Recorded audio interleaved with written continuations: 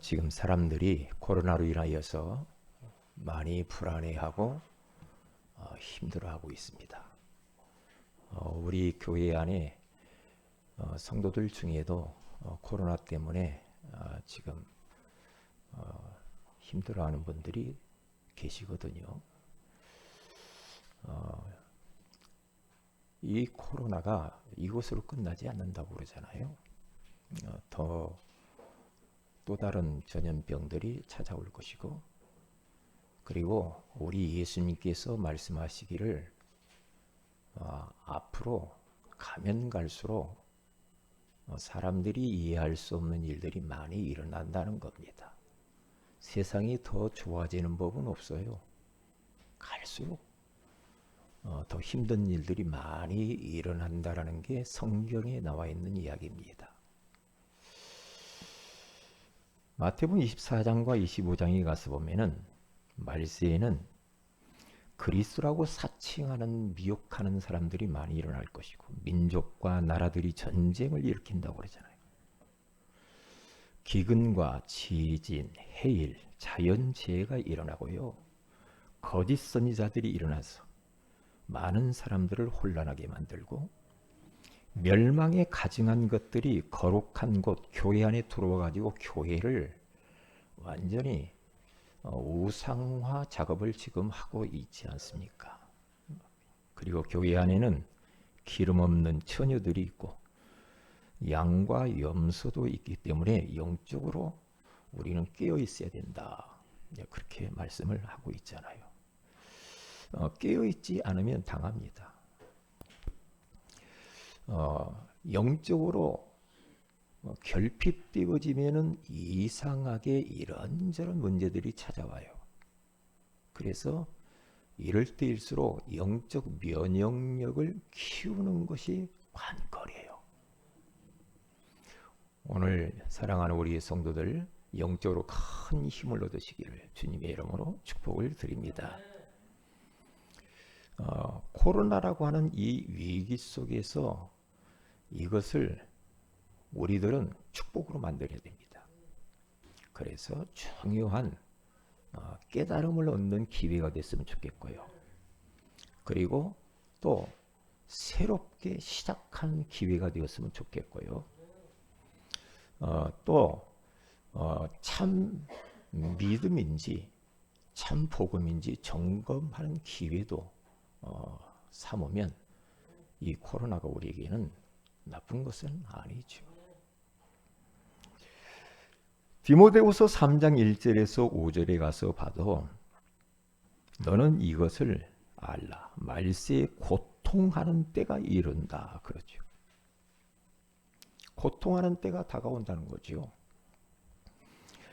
사람들이 하나님을 사랑해야 되는데 돈을 사랑하고 자기만을 알고 감사하지도 않고 부모에게 거역하고 경건한 것 같은데 경건의 능력은 없고 그러면서 너무 육신적으로 치닫는다고 그렇게 말을 하잖아요.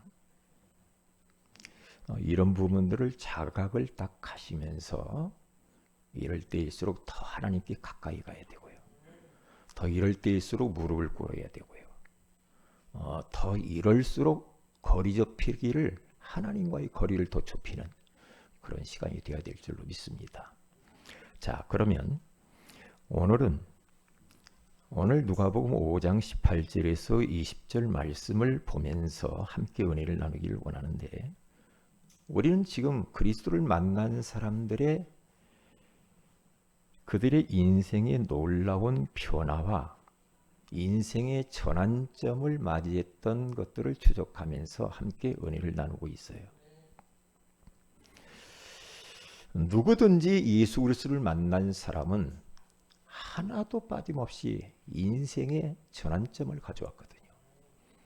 새로운 인생을 출발한 것을 볼 수가 있었죠. 오늘 본문에도 한 중풍병자가 나옵니다. 절망 가운데에서 늘 죄책감과 죄의식에 사로잡혔던 이 중풍병자. 이 사람이 주변에 믿음의 사람 4명을 통하여서 그가 예수 그리스도를 만납니다.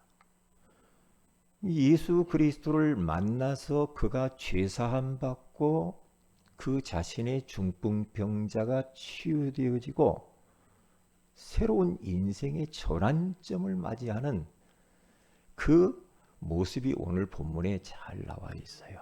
우리는 그 부분을 한번 추적하면서 은혜를 받기를 원합니다. 첫째입니다. 그리스도를 만난 중풍병자입니다. 이 중풍병자, 중풍 여러분 아시죠? 옛날에 사람들이 어르신들이 풍 맞았다 그런 말들을 종종 하죠. 제가 아는 어떤 분도 이게 하반신이요 반신이 딱 못 쓰게 되더라고요. 풍을 맞으니까. 우리 목사님 중에도 그런 분이 지금도 계셔요. 우리 교회 안에도. 참 안타깝더라고요. 안타까워요. 그러니까 요즘에 그러신 분들이 참 많아요. 이 공원에 가서 보면은 반신불수가 이렇게 되어가지고 거동이 불편하신 분들이 참 많이 덜어 있거든요. 그런데 이 중풍병이라고 하는 것은 뇌혈관이 막혀서 터져가지고 의식장애도 오고요. 언어도 우둔해지고 우리 신체의 반신이 마비되는 그런 질환이란 말이죠. 그런데 여기 나와 있는 중풍병자는 중풍병이 좀 심했던 것 같아요. 제대로 걷지도 못했던 것 같아. 늘 누워서만 있어야 되는 이 중풍병자. 육신적으로도 그렇게 힘이 드는데 이 사람이 늘 그 죄책감이 있죠. 죄의식. 거기에 사로잡혀 가지고 늘 눌려서 사는 거예요. 그래 내가 뭔 죄를 졌지. 뭘 잘못해서 내가 이런 병이 왔지. 아니 우리 부모가 죄를 지어서 그랬을 거야. 우리 가문이 뭔 죄를 져서 내가 이런 거 고통을 당하고 있지. 왜냐? 그때 당시에는 전부 그렇게 생각했어요. 그래서 어떤 불치병에 딱 걸리면 벌써 그 율법주의자들은요. 부모 죄 졌든지 본인이 죄 졌구만. 그렇게 일단 딱 단정적인 죄를 정죄를 해버렸거든요. 그러니까 요한복음 9장 3절에 가서 봐도 벌써 그 어떤 그 어린아이, 그 소경으로 된 어린아이, 이 주변에 있는 그 율법자들이 예수님께 데리고 가지고 요 사람이 누구 죄 때문에 저렇게 소경으로 어린이가 말이 저렇게 사냐고 그렇게 말하잖아요. 그러니까 예수님이 뭐라고 말합니까? 부모 죄도 아니고 그 자신의 죄도 아니고 하나님이 그를 통하여서 하시고자 하는 일이 있다. 그렇게 말하잖아요. 이게 우리는 함부로 사람들에 대해서 말을 하면 안 돼요. 그래서 단정적으로 말하는 사람 나는 참 무서워. 막 자기의 그 입장에서 함부로 막 단정적으로 딱 그래 이렇게 하는 사람이 있잖아요. 네? 확실하지도 않는데 막 확신 있게 막 말하는 사람들. 아이고 뭐 잘못했으니까 그렇지 그러면서 말은 안 하는데 속으로 막 그런 정죄감을 가지고 사는 사람이 있단 말이에요. 그러면 안 돼요. 그건 복음이 아니지. 그것은 본인도 죽고 상대방도 죽이는 행위죠. 그러니까 늘 이 사람은 절망 가운데에서 죄인 취급을 당하고 소외당하고 그래서 이 사람들과 섞여서 살지 못했던 그 중풍병자. 소망이 없어. 그 사람은. 그런데 하나님의 은혜지 그 곁에 믿음의 사람이 있었어요. 4명. 여기 오늘 본문에는 4명 그렇게 안 나오지만은 저 마가복음 2장 1절에서 12절에 가서 보면 4명이라고 나와요. 다른 성경에 보면은 4명이 그의 곁에 있었다라는 게 얼마나 그 중풍병자에게는 큰 위로요, 소망이요, 감사한 일이 몰라요. 우리 성도들 곁에도 그런 믿음의 사람들이 있어야 됩니다. 내 곁에 때로는 우리 살다 보면 지치고 힘들고 좀 위로가 필요할 때도 있잖아요. 그러면 옆에서 누군가 그 믿음의 친구든지 믿음의 사람이 딱 소망을 주고, 예? 이렇게 좀 위로해 주면 그 말 한마디가 얼마나 힘이 되는지 몰라. 말 잘해야 된다는 말이 진짜 맞아. 그게요. 사람이요, 말 한마디로 천냥빛을 갚는다고 그러잖아요. 그렇죠? 우리가 아무리 그 자녀가 부모를 향하여서도 아빠 괜찮아요, 이렇게 말 한마디 하잖아요. 그러면 굉장히 어린 아이의 말인데도 힘나요. 그거 참 희한해. 말의 능력이라. 우리 성도들은 다른 사람을 힘주는 사람이 되시고, 힘주는 말만 하시고 살리는 말만 하시기를 주의 이름으로 축복을 드립니다. 중풍병자 곁에 요 4명의 믿음의 사람들이 있었어요. 그런데 요 중풍병자를 딱 보고서 고민을 하는 거예요. 어떻게 살리지? 어떻게 좀 도와줬으면 좋겠는데, 저렇게 죄책감과 죄의식에 눌리고 육신도 저렇게 무너졌는데 어떻게 하면 저를 살릴까? 이 안타까워하는 그 옆에 있는 믿음의 사람 말이에요. 그런데 그 동네에 예수님이 왔다는 소식이 들렸어요. 그래서 어느 집에서 예수님이 많은 사람들을 가르치고 병자를 치유하고 한다는 소문이 들렸거든요. 그러니까 병든 사람이 얼마나 많아, 힘든 사람이 얼마나 많아. 사람들이 그 집안에 꽉 찼을 뿐만 아니라 문 밖에도 사람들이 너무나 꽉 차 있는 거예요. 그런 환경 속에서 요 4명의 친구들이 그래, 예수님께 데리고 가자. 예수님을 만나면 요 중풍병 문제가 해결될 거야 라는 확신이 딱 온 거예요. 그러면 어떻게 데리고 갈까? 요 4명이 머리를 맞대고 생각을 하는 거예요. 그래, 이 사람이 걸어서 거기까지 못 가니까 침대 있죠? 침대에다가 뉘어가지고 우리가 요 사람을 어깨에다 메고 예수님께로 가자. 그래서 어깨에다 메가지고 이제 그 사람을 이제 예수님께로 갑니다. 집에 딱 그 예수님 계신 집 앞에 딱 갔는데 사람들이 너무 꽉 찼어. 들어갈 틈이 없어. 번호표 뽑아가지고 기다리는 데만 해도 며칠 갈 것 같아. 못 들어가. 그래서 또 고민합니다. 어떻게 예수님을 만나게 하지? 고민을 해요. 우리 같으면은 아이고, 하나님의 시간표가 아닌가 보네, 그냥 가자, 다음에 하자, 그럴 수도 있는데 확신이 있었어. 예수님을 만나게 하면 이 사람은 나을 것이다. 그래서 4명이 고민을 하다가 어떻게 하냐면, 그래, 사다리를 타고 지붕 위로 올라가는 것이다. 올라가서 지붕 위에 기와장을 뜯어내는 것이다. 뜯어내가지고 예수님 앞에 달아내면 되지 않겠는가. 그렇게 딱 하고 사다리를 준비하고, 그리고 내 귀퉁이에다가 달아내리려고 하니 밧줄이 필요하잖아. 밧줄도 준비를 해서 요 사람들이 사다리로 그 사람을 침상채 이걸 지고 말이에요. 그 위로 올라가기 쉽냐 이 말이에요.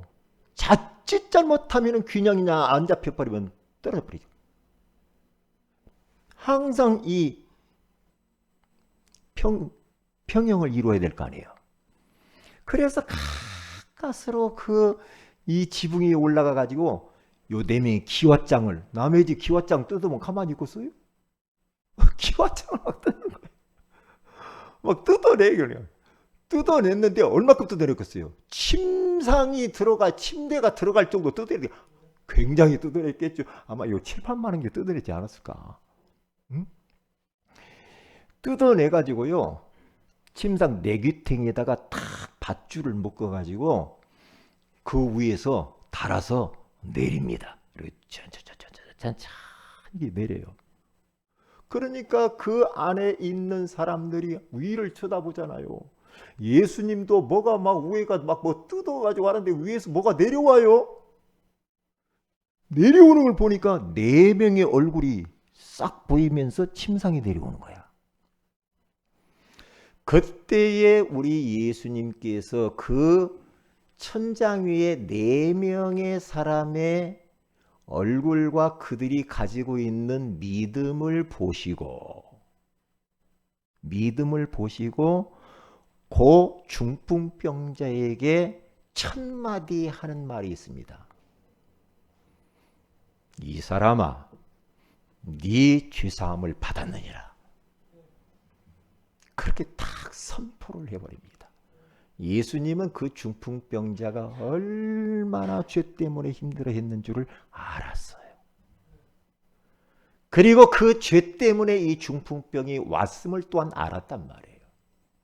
그러니까 먼저 질병을 치료한 것이 아니고 그 사람이 그토록 괴롭혔던 그 죄에서 그를 놓아 자유케 하는 겁니다. 죄 사함을 받았느니라. 너 죄에서 해방 끝! 그렇게 선언을 한 겁니다. 그런데 그 집안에 서기관들과 바리새인 율법주의자들이 앉아서 하는 이야기, 그 이야기를 듣고 생각하면서 수군댑니다. 아니, 요 예수님이 과연 누구길래 죄를 사했다라고 말을 하는가? 신성 모독죄구나, 그렇게 말합니다. 아이고, 죄사함에 받았으니까 좋네요, 그렇게 해야 되는데 신성 모독죄는 괘씸하구만. 요 서기관과 바리새인들 율법주의자들은요, 이 죄에 묶여가지고 늘 불안하게 사는 인생들이거든요. 지금도 종교인들이 그래요. 지금도 교회 다니는 사람이 죄에서 해방 못 받고 힘들어하는 사람이 너무너무 많다니까요. 예수 그리스도를 통하여서 우리는 죄에서 해방받은 줄로 믿습니다. 죄에서 용서받은 줄로 믿습니다. 끝났습니다. 우리는 끝났다니까요. 그러니까 우리 예수님께서 저들의 생각이 막 신성모독죄라고 하고 막 그러니까 그들의 생각을 아시고 딱 이렇게 말을 합니다.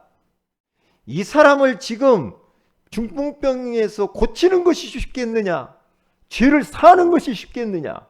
생각을 해봐라. 응? 하면서 우리 예수님께서 그 중풍병자를 향하여서 내 침상을 들고 집으로 돌아가라, 그렇게 말합니다. 그러니까 죄사함 받았죠. 그의 육신의 중풍병이 치유됐어요. 벌떡 곧 일어나가지고 언제 그랬느냐, 침상을 지고 하나님께 영광을 돌리면서 집으로 돌아가니라. 할렐루야. 그러니까 그 광경을 보고 주변에 있는 사람들이 막 놀라가지고요, 하나님께 영광을 돌리면서 그 광경을 보고 두려워해요. 우리가 어떤 하나님의 큰 역사를 보면은 기쁘면서도 오 하나님, 두려워하고 경외심이 생기잖아요. 그게 이거란 말이에요 지금. 여기서 우리는 2가지를 꼭 주목을 해야 되겠습니다. 그 2가지가 뭐냐 하면은, 첫째는 한 영혼을 살리려고 한 영혼을 사랑하여서 이 믿음 가진 이 4명의 사람들, 요 사람들의 하나 된 그 헌신하는 모습입니다. 이것을 본받아야 됩니다. 얼마 전에 저 서대문구에서 어떤 다세대 주택에서 20대 여성이 새벽에 싸움을 하면서 남편과 싸웠는지 20대 여성이 그 베란다로 튀쳐나와가지고 목에다가 밧줄을 메고 자살하려고. 그래서 3층에서 거기 베란다 끝에서 바깥으로 떨어져 버리는, 목매가지고 그 소식을 옆에 있는 사람이 신고를 받고 이제 서담원 경찰서 홍익 지구대에서 출발한 겁니다. 출발해서 보니까 델롱델롱 매 있거든. 20대 여성이.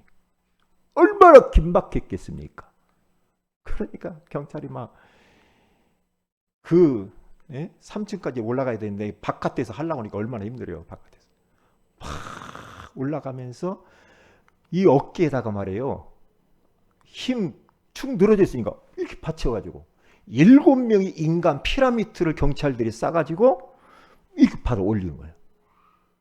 그러면 한 경찰이 밧줄을 끊고 그러다가 맨 위에 있는 경찰이 떨어져서 다쳤는데 경찰차 지붕이 떨어져가지고 지금 병원에 입원했다는 그런 이야기를 들었거든요. 저는 그 광경을 보면서 그 사람이 살았어요. 살았는데 이야 참. 그 경찰 한두 사람 갖고 거기 3층까지 어떻게 되겠습니까? 안 되니까 피라미드를 쌓고 어깨에 올라가가지고 그 사람을 살려낸 거야. 참 저 그 모습을 보면서 한 영혼 구출 작전이라는 메시지가 떠오른 겁니다. 한 영혼을 살리기 위하여서 우리가 연합을 하여서 어떻게 저 영혼을 살릴 것인가 하는 그 작전을 짜야 돼요.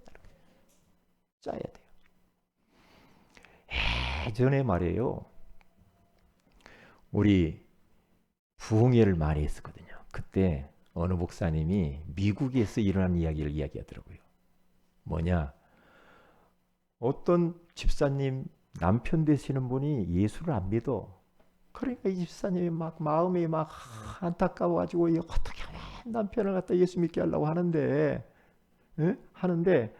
목사님이 집에 온다고만 하면은 도망가는 거라. 왜? 붙잡힐까봐. 그럼 목사님이 신방 온다고 하면은 도망가 버려. 그래서 작전을 짰다고 그러죠. 누구하고? 그 집사님하고 목사님이 작전을 짰어요. 목사님이 딱 온다고 하면은 이 남자가 어디로 도망가냐면 뒷문이 있어요. 뒷문으로 도망간다래. 그래서 앞문으로 딱 집사님이 들어가고 목사님은 뒷문 가서 기다리고 있는 거예요. 아니나 다를까 요 남편이 뒷문으로 나오다가 목사님을 탁 만난 거예요. 깜짝 놀라고 굳어져 버린 거예요. 어디 가십니까? 들어갑시다. 그래서 같이 예배를 드리고 그때 이후부터 요분이 신앙생활을 잘 했다는 겁니다. 그러니까 한 영혼을 구원하기 위하여서 우리가 많은 부분에 생각을 하고 고민을 하면서 팀워크를 이루어서 우리가 도전해 가면은 좀 많은 영혼들을 건질 수 있겠다 그런 생각이 들어요. 어떤 분은 또 이렇게 하더라고요. 그 사람 불신자인데 대상자인데 생일날을 딱 찾아가지고 생일날 딱 되면은 케이크를 사가지고 딱 집을 찾아간다고요. 찾아가서 여러 찾아가가지고 탁 생일 축하하려고 왔다고 말이에요. 다른 이야기 하지도 않고 생일 축하하라고 케이크를 같이 생일을. 그러면서 생일 축하 딱 해주고 기도해주고 그렇게 하면서 또 그런 작전을 짜가지고 또 구원하는 방법도 있어. 어떤 사람은 또 자기가 가지고 있는 미용하는 것을 통해서 사람을 또 구원하는 것도 있어요. 여러 가지 방법이 있을 수가 있겠죠. 그래서 한 영혼을 구출을 해내려면 작전이 필요하는데 영적 작전이 필요해요. 좀 생각을 해봐야 됩니다. 그냥 아이고 때가 되면 언젠가는 되겠지 그게 아니고 내 가족이든 내 직장 동료든 내 주변에 있는 사람들 중에 기도하고 있는 사람이 있으면 그냥 마냥 기다리지 말고 어떻게 하면 저 사람을 구원할 것인가? 도움이 필요한 목사님을 또한 사역자를 가까이 있는 사람들을 도움을 요청을 해서 전도를 하는 것도 그것도 참 나쁘지 않겠다 그런 생각이 드는 거예요. 왜냐? 오늘 4명의 사람들이 그 고민을 해가지고 그 한 영혼 죄사함 받았다. 그리고 중풍병에서 치유됐다. 죄사함 받았다 이 말은 영적인 근본 문제를 해결받았다. 그리고 그 드러난 육신 문제가 해결받았다 그 말이거든요. 이게 구원받았잖아요. 이게 얼마나 이게 참 감사한 일이냐 이 말이에요. 그것을 본받을 수가 있고요. 자, 그 다음에 두 번째로는 예수 그리스도가 도대체 어떤 분인가? 이 부분입니다. 예수 그리스도는 우리 인간의 모든 죄를 사하는 권세를 가지신 유일한 분이십니다. 죄사하는 권세를 가지신 예수 그리스도. 사람들이 죄 때문에 너무너무 힘들거든요.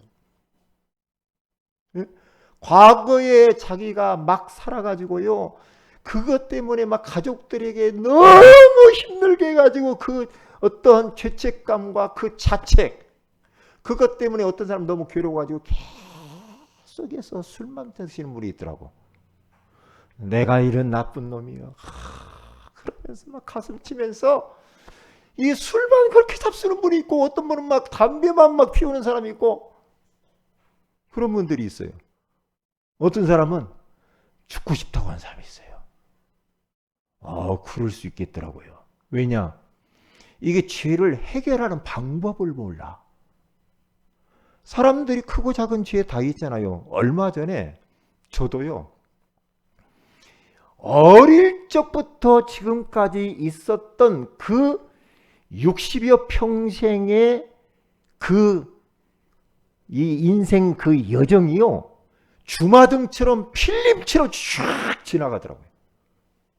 그런데 어떤 게 지나가냐면, 내가 어려서부터 저기 그 뭡니까? 서리한 것에서부터 잘못한 거 있죠. 그 죄부터 해서 막 쫙 실수한 것이 지나가더라고요. 그러면서 그래, 내가 그렇게 이 나쁜 놈이었구나. 응? 근데 거기 잡히면 큰일 나는데, 그렇지. 내가 이렇게 죄가 많지. 그래서 나는 예수가 필요해. 예수 그리스도께서 죄사하는 권세가 있잖아. 예수 그리스도께서. 로마서 8장 1절에서 2절의 말씀을 딱 붙잡고요. 그러므로 그리스도 예수 안에 있는 자에게는 결코 정죄함이 없나니, 이는 그리스도 예수 안에 있는 생명의 성령의 법이 죄와 사망의 법에서 병철이 너를 해방하였습니다. 로마서 6장 23절에 가서 우리가 죄의 삭슨 사망이요, 하나님의 은사는 그리스도 예수 안에 있는 영생이니라. 예배서 2장 1절에 가서 보니까 허물과 죄로 죽었던 너를 살리셨도다. 이사야서 1장 18절에 너희 죄가 주홍같이 붉을지라도 흰눈같이 희어질 것. 너희 죄가 진홍같이 붉을지라도 양털같이 희어지리라. 시편 103편 12절에 가서 보니까 너희 죄를 동에서 서로 멀리 옮기셨느니라. 너희의 죄를 내가 등 뒤로 던져버렸어. 너희의 죄를 내가 물속에 깊은 곳에 던져버렸어. 내가 네 죄를 보지 않을 거야. 왜? 예수 그리스도의 보혈의 능력이 죄를 눈처럼 양털처럼 희게 하셨어. 할렐루야. 성도들, 우리 사랑하는 성도들, 죄에 잡히면 사탄에게 걸려드는 겁니다. 걸려들어갑니다. 예수 그리스도는 하나님이십니다. 예수 그리스도는 우리의 인생의 종교, 철학, 선행으로 해결할 수 없는 죄 문제를 해결하신 분인 줄로 믿습니다. 이 땅의 문제는 뭐냐? 죄 문제거든요.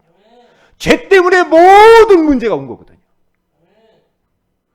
그래서 로마서 3장 10절에 가서 보니까 의인은 없나니 하나도 없다. 3장 23절에 가서 보니까 모든 사람이 죄를 범하였음에 하나님의 영광에 이르지 못하다니. 우리 신 예수님이 이 땅에 오셔 십자가에 왜 죽으셨습니까? 죄 때문에. 죄 때문에. 죄 때문에. 우리는 살면서 짓는 죄만 죄라고 생각하죠. 아니거든요. 태어나면서부터 가지고 온 죄가 있어. 원죄. 그리고 우리 조상들이 지은 죄, 조상죄가 있어. 그리고 내가 살면서 이런저런 거 말로 지은 죄, 생각으로 짓는 죄, 또 마음 속으로 막 이상한 마음 갖는 거, 행동으로 짓는 죄, 여러 가지 우리 죄를 우리는 피할 수가 없다니까. 우린 죄투성이고 죄 속에서 사는 겁니다.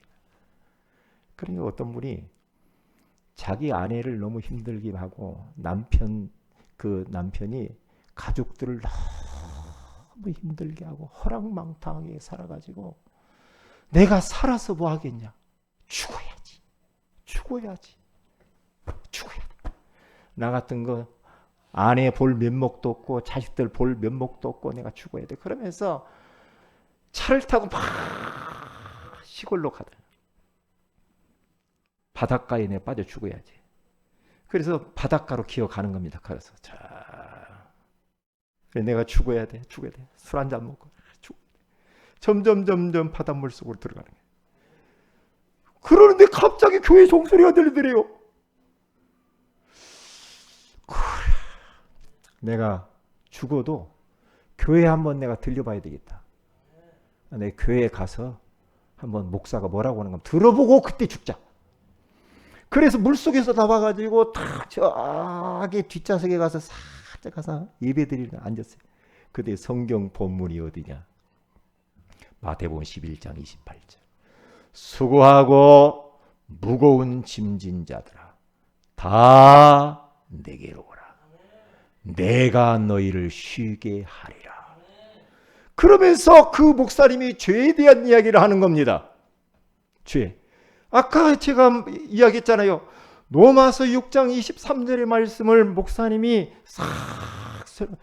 죄 짓는 사람은 다 죽어야 돼. 죄의 삭은 사망이야. 다 죽어야 돼. 예배가 없어. 죄 있어요 없어요? 죄 있는 사람 다 죽어야 돼요. 그래. 내가 죽어야 돼. 맞아. 죽어야지. 그런데 탁!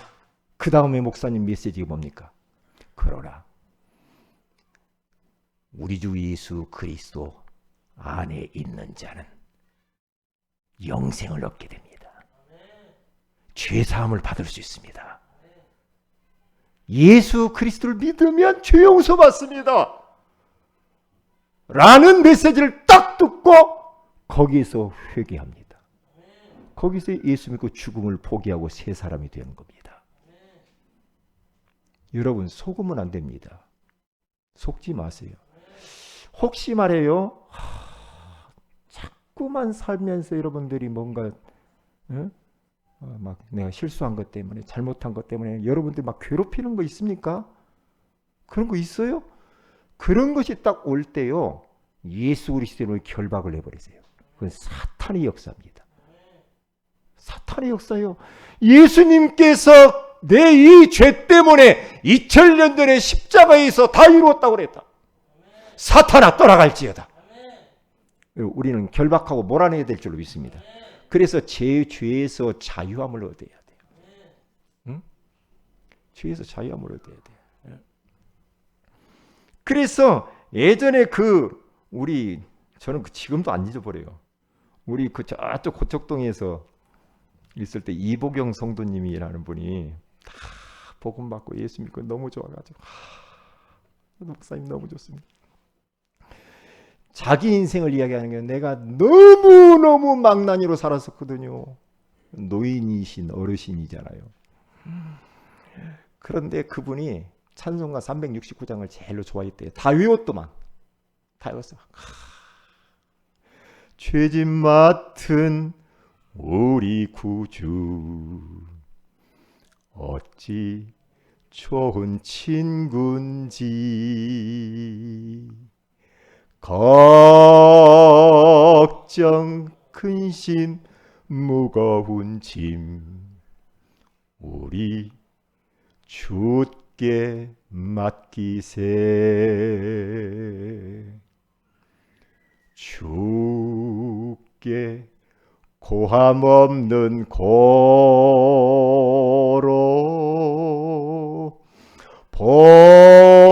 복을 얻지 못하네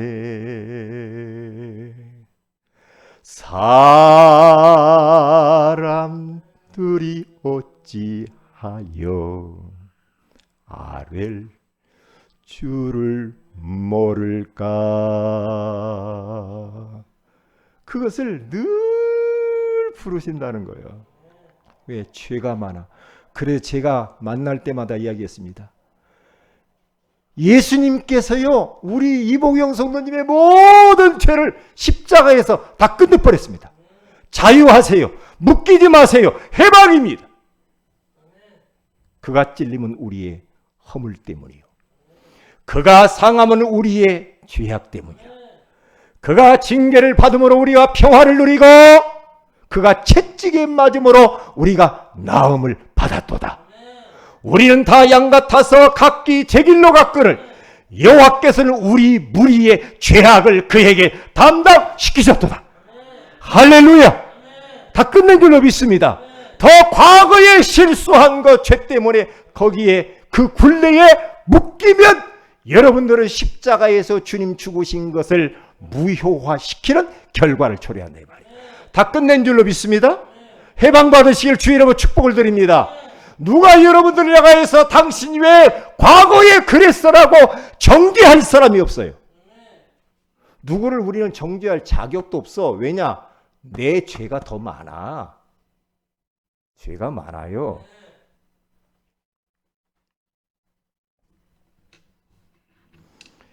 우리 예수 그리스도께서는 죄 사하는 권세를 가졌을 뿐만 아니라 우리의 질병을 치유할 수 있는 치유의 능력도 가지신 분인 줄로 믿습니다. 오늘 이 시간에 우리 예수 그리스도께서는 이 자리에서 여러분들의 지금 질병을 치유하시려고 만져주고 계시는 줄로 믿습니다. 예수 그리스도의 이름으로 여러분의 모든 질병이 치유되시기를 주의 이름으로 축복을 드립니다. 질병이 여러분에게 떠나가기를 바랍니다. 떠나가. 그리고 우리 주님께서는 사람의 생각과 믿음을 다 아시는 분입니다. 그들의 믿음을 보시고 저 지금 서기관과 바리새인들의 생각을 아시고 우리 주님께서는 지금 우리의 생각과 마음과 믿음과 우리의 모든 것을 다 알고 있어요. 하나님 앞에서 사람은 속여도 하나님은 속일 수가 없습니다. 속일 수 없는 하나님. 그렇잖아요. 네. 두 번째입니다. 한 영혼을 우리는 구출 작전을 해야 됩니다. 영적인 중풍병자들이 지금 얼마나 많은지 몰라요. 그래서 우리는 고민을 해야 되겠어요. 지금 불신자들이 얼마나 지금 사탄에게 잡혀가지고 죄 가운데 죄책감과 자책하면서 눈물을 흘리면서 밤잠을 설치는지 몰라요. 그리고 그들은 하나님을 떠나서 지금 운명과 사주팔자에 잡혀가지고 고통 가운데 있잖아요. 그 불신자를 어떻게 구출을 할까라고 하는 작전을 세워야 돼요. 고민해봐야 됩니다. 어떻게 살릴 것인가 말이에요. 어떻게 살릴 것인가. 예배를 실패하는 사람 이런저런 핑계로 일 때문에 나는 볼 일이 있어서 나는 예배를 못 드립니다라고 하는 그 실패하는 인생들을 뭐라고만 하지 말고 어떻게 하면 예배를 성공하도록 도와줘야 됩니다. 낙심자, 소외자, 그리고 교회를 부적응자, 새가족들, 우리 후대 어린이들, 그리고 이 질병으로 시달리는 사람들을 어떻게 도와줄까? 우리는 작전을 세워야 됩니다. 왜냐? 제가요 현장 다니면서 이분은 너무나 나이가 많아서 내가 이 사람 못하겠다 그런 생각이 들 때가 있다니까요. 이분 어떻게 시중 들어가서 예수 믿게 하지? 응? 우리 3층까지 걸어오려면 힘들고 막 이유도 많아. 우리 윗집에 그렇게 막 정신적으로 시달리는 분이요, 막 소리 지르고 돌아다니고 계속 소리. 복음 소개해서 그 집에 들어가 가지고요, 마스크 쓰고 영접 시킨 날부터 소리를 안 지른다니까. 참나 그 희한해 지금도. 그런데 나이가 한 80 되셨어요. 그런데 막 이 할머니인데 막 몸은 막 이래요. 이분을 어떻게 도와야지? 어떻게 도와야지? 응? 그러면서 방치된 영혼들이 있을 수 있단 말이죠. 아, 이 사람은 안 돼. 이 사람 안 돼. 엊그저께도 여기 공원에서 어떤 37세 되신 분을 만났거든요. 자매를. 근데 약간 자매가 이 담배를 피면서 조금 뭔가 좀 이상해. 그래서 복음을 선포하고 영접을 시켰더니 전화번호가 대줬어요, 저한테. 그 제가 오늘 초청을 했는데 오늘 안 오셨네. 자기는 목민교회도 가봤다는 거지요. 뭔가 시달려요. 이 사람 진짜 예수 믿고 치유시켜가지고 제자 만들려면 힘들건데, 이런 생각들 있죠. 응? 이미 내 속에서 그 사람을 포기해. 그럴 수 있거든요. 요 중풍병자 요 한 사람이 죄책감에 시달리고 얼마나 중풍병으로 힘들었겠습니까? 그런데 그러한 악조건에서 이 믿음의 사람 4명은 포기하지 않고 그 영혼을 살려냅니다. 포기하지 않고. 그런데 예수님께서 그들의 믿음을 보시고, 하늘에 고개 4명 나와 있는 그 사람들의 믿음을 보시고 중풍병자를 치유하잖아요. 그러니까 나의 믿음을 주님이 보시고 내 대상자를 구원할 수도 있어요. 내 믿음과 내 기도 때문에 내 가족들이 구원받을 수 있어요. 내 대상자가 구원받을 수 있어요.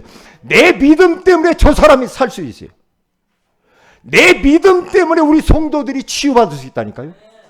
그러니까 나의 믿음이 그렇게 중요해. 나의 믿음. 그래서 우리들은 이제 구출 작전팀을 세워서 영혼을 사랑하는 구출 작전 실천팀을 만들어야 됩니다. 가족끼리 어떻게 하면 우리 가족이 믿지 않는 사람들, 이 사람을 어떻게 건질까? 구역끼리, 그리고 기관끼리, 교사들끼리, 5인 1조 팀끼리, 그리고 전도팀끼리 한 팀을 어떻게 형성을 해서 우리 가족들을 어떻게 살릴 것이냐 말이야. 고민을 해야죠. 내버렸다. 그렇게 이기적인 모습으로 살면 안 되지요. 네? 결론입니다. 언약 붙잡고 우리는 도전해야 되겠습니다.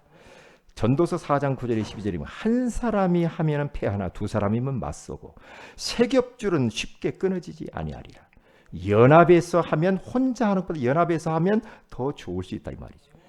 그리고 사도행전 12장 5절에 가서 보니까 베드로가 옥에 갇혔는데 밖에서 이 성도들이 합심해서 기도할 때 베드로가 옥에서 풀려납니다. 마태복음 18장 18절 20절에 가서 두 사람이 합심하여 기도하면 하나님이 이루어 주신다라고 그렇게 말을 합니다. 오늘 이 말씀 딱 붙잡고 이번 한 주간 동안도 사람들을 그리스도를 만나도록, 사람들을 예배에 나오도록, 사람들을 교회에 나오도록, 그리고 부활주의를 앞두고 초청하세요. 셋째 주의 부활주의를. 그래서 전도지 오늘 석장 이상씩 가지고 가셔서 전달하시기를 주의 이름으로 축복을 드립니다. 기도합니다. 한 영혼 구출 작전이라고 하는 소중한 말씀을 주셔서 감사합니다. 그리스도를 만난 이 중풍병자를 살린 4명의 믿음의 사람들의 그 모습을 본받기를 원합니다. 하나님 아버지여, 정말로 영혼을 사랑하는 뜨거운 마음을 우리에게 불러일으켜 주시기를 원합니다.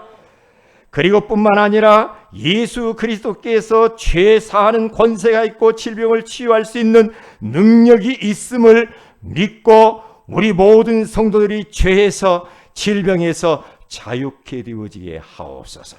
한 영혼 구출 작전을 하기 위하여서 하나님, 우리가 고민하고 작전을 짤 수 있도록 은혜 위에 은혜를 베풀어 주셔서 부족하지만 나를 통하여서 주변이 다 구원받는 역사가, 가족이 구원받는 역사가, 대상자들이 구원받는 역사가 일어나게 하옵소서. 주 예수님 이름으로 기도합니다. 아멘.